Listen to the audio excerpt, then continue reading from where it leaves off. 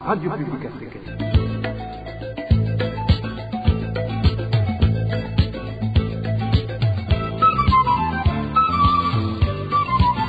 Radio Publique Africaine. Bonjour à vous tous, chers auditeurs de la Radio Publique Africaine. Bienvenue à ce journal parlé en langue française. Au micro, vous êtes avec Désiré Hatungimana. Tout d'abord, les principaux titres.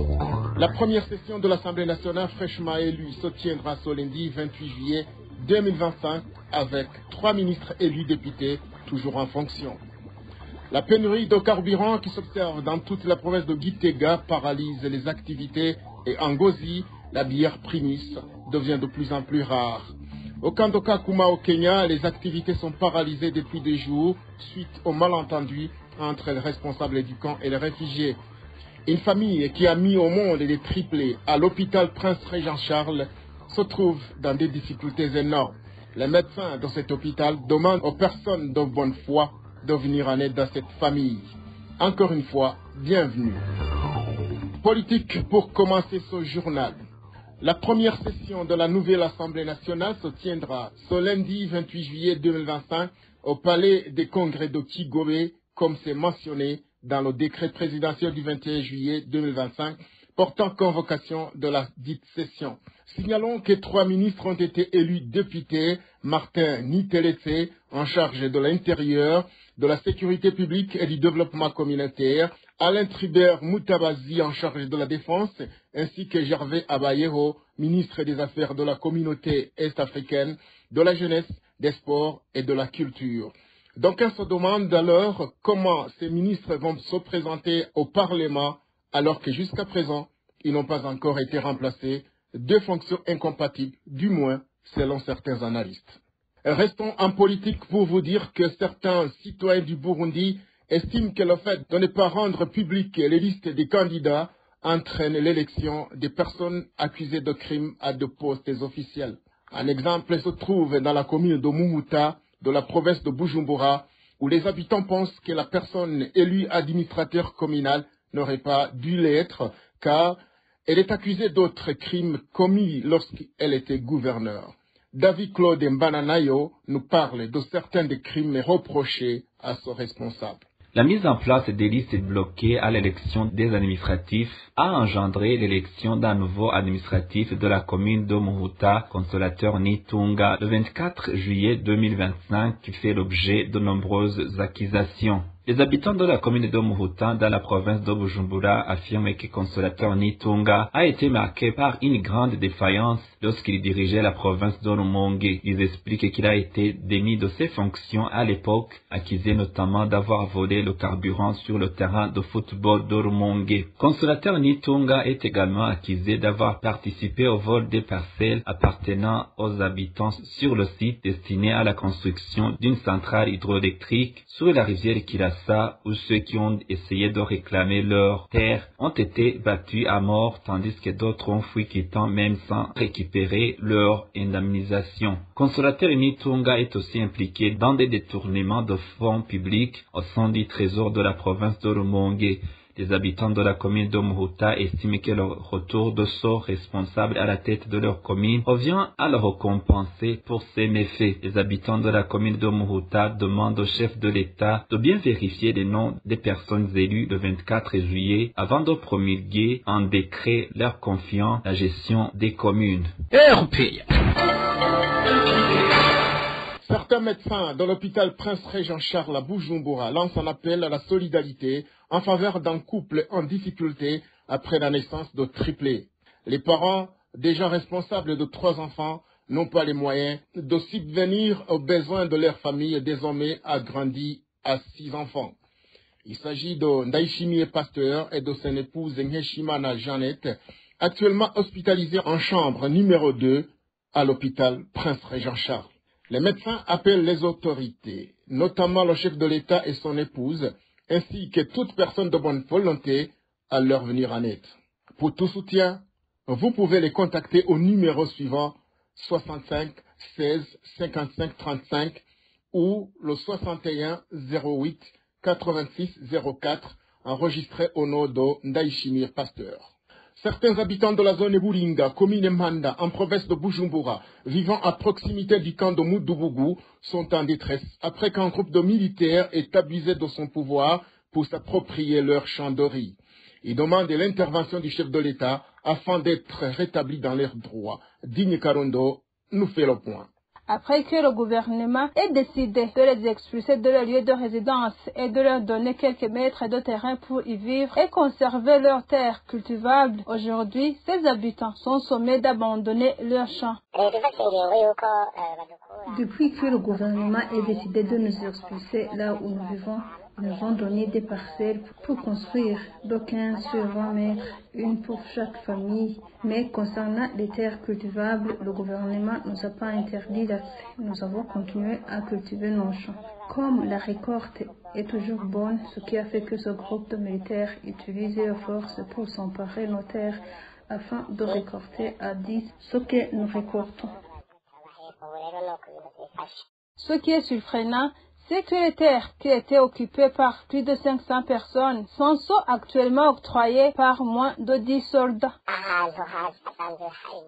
Un espace qui autrefois était occupé et cultivé par plus de 500 personnes, en ce jour, il est entre les mains de moins de 10 soldats. Il est sous la garde d'un militaire qui s'appelle Aaron Daishimi. Si vous y entrez par exemple pour récolter ce que vous avez cultivé et qu'on vous attrape, vous êtes directement conduit au camp de Moudoubou pour y passer toute une semaine en cultivant des légumes pour eux comme punition. Et après votre libération, vous payez une amende de 50 000 francs qui est versée au compte de l'État Kopek Gihang. Ces citoyens lancent un cri d'alarme et appellent au président de la République d'user tous les moyens à sa disposition pour que les champs soient restitués. À ce propos, la rédaction de la RPA, nous n'avons pas pu joindre par téléphone Gaspard Baratouza, porte-parole de l'armée burundaise, pour recueillir sa réaction. Dossier économie à présent. Une pénurie de carburant touche la quasi-totalité des stations-service de la province de Gitega depuis une semaine. Selon les témoignages recueillis par la RPA, le peu de carburant disponible sur le marché noir est vendu à des prix très élevés.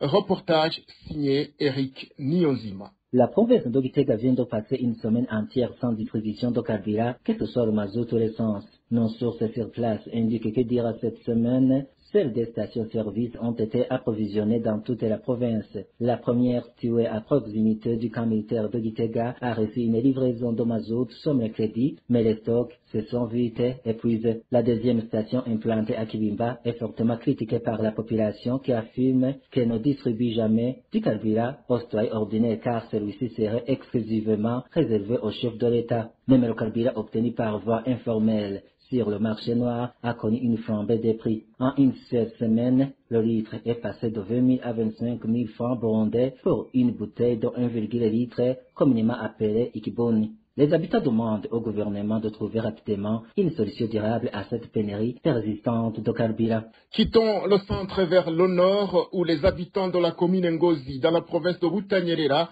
signalent une pénurie de boissons produites par la Branroudi, en particulier la Primus. Lorsqu'il arrive d'en trouver, son prix est jugé excessif. Il demande aux autorités administratives de suivre de près cette situation de rareté de boissons, notamment la Primus. Et Rémi Nderagakura nous en dit plus.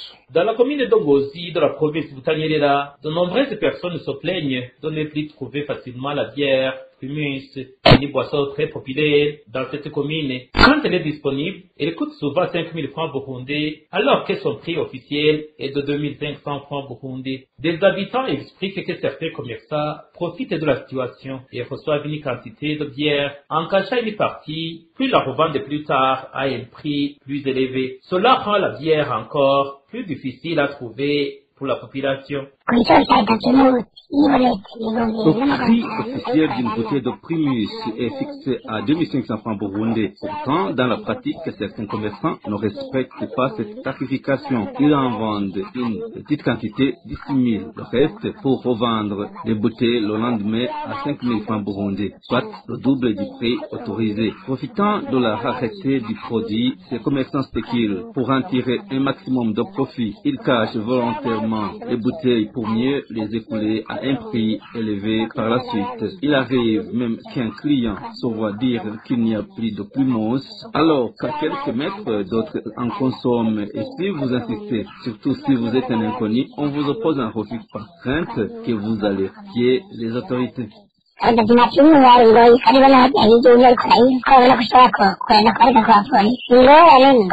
population demande aux autorités de suivre ce dossier de près et de faire respecter les prix fixés par l'État. Nous n'avons pas encore pu joindre les responsables de l'entreprise de Prahoudi dans la province de Butanyerera pour recueillir their réactions. Il s'observe des manifestations depuis vendredi au camp de Kakuma. À l'origine, la répartition des réfugiés en groupe, l'un pour ceux qui continueront à recevoir des vivres et l'autre pour ceux qui n'en bénéficieront plus. Les activités habituelles au sein du camp sont paralysées, les réfugiés exprimant leur refus d'être classés ainsi. Dani Claire Ilatkumva nous amène au camp de Kakuma au Kenya. Les réfugiés burundais du camp de Kakuma au Kenya sont en manifestation depuis 2 jours, paralysant toutes les activités pour protester contre une décision prise dans ce camp, celle de les répartir en 2 groupes, ceux qui continueront à recevoir de l'aide et ceux qui n'en bénéficieront plus. Cela fait 2 jours qu'il y a des manifestations. Durant ces manifestations, même les examens n'ont pas été faits. Les écoles secondaires et primaires ont été fermées. Personne n'a travaillé car tous disent qu'il n'y a pas d'eau. Notre source dans ce camp déplore que ce tri a été effectué de manière injuste. Certains réfugiés disposant de moyens ayant été placés dans le groupe de ceux qui continueront à être aidés. S'ils faisaient cela de manière juste, en classant vraiment une personne dans le premier groupe ou le deuxième, selon qu'elle le mérite, ce serait une bonne chose. Mais on se rend compte que certains riches, ceux qui ont des magasins, des motos ou des voitures, des activités génératrices de revenus, sont classés parmi ceux considérés comme démunis. Ils disent que celui classé dans la catégorie des nantis, alors qu'il est pauvre, n'acceptera pas que les autres reçoivent de la nourriture, pendant que lui n'en reçoit pas. Il trouve que c'est une façon de diviser des frères, au point même qu'ils pourraient s'entretuer. Ces réfugiés de Kakuma affirment que si cette catégorisation n'est pas annulée, ils ne permettront pas qu'une partie de la population reçoive de l'aide, pendant que d'autres en sont exclus. S'ils ne changent pas d'avis pour supprimer ces catégories, les vivres ne seront pas distribués à ces 2 groupes. Ils doivent supprimer ces groupes ou catégories et dire que 2, 3, 4 kilos ou même 1 kilo pourront être donnés à toute personne considérée comme réfugiée sans distinction de catégorie, parce que nous avons constaté qu'il y a beaucoup de trucs là-dedans sans objectif clair et qu'on ne parvient pas à comprendre leur signification. La rédaction de la RPA n'a pas pu joindre les responsables du camp de Kakuma pour recueillir les réactions à ces revendications. Clôturons notre journal par le sport. Après l'approbation du stade Inouali par la Confédération africaine de football CAF, les amateurs du ballon rond et les Burundais en général ont accueilli avec une joie immense cette décision de la CAF. Ils espèrent que les résultats vont suivre, mais demandent aux gestionnaires de bien entretenir ce stade. Suivez-le. Je suis tellement ému par l'homologation du stade Inouali pour accueillir les compétitions internationales. Et c'est une décision qui a été attendue par la population burundaise en général, et en particulier ceux qui aiment le sport. Parce qu'avoir un stade de football, ça présente de nombreux avantages sur le plan sportif, économique et social. Les stades modernes sont conçus pour être des infrastructures polyvalentes et qui génèrent des revenus et stimulent l'économie locale.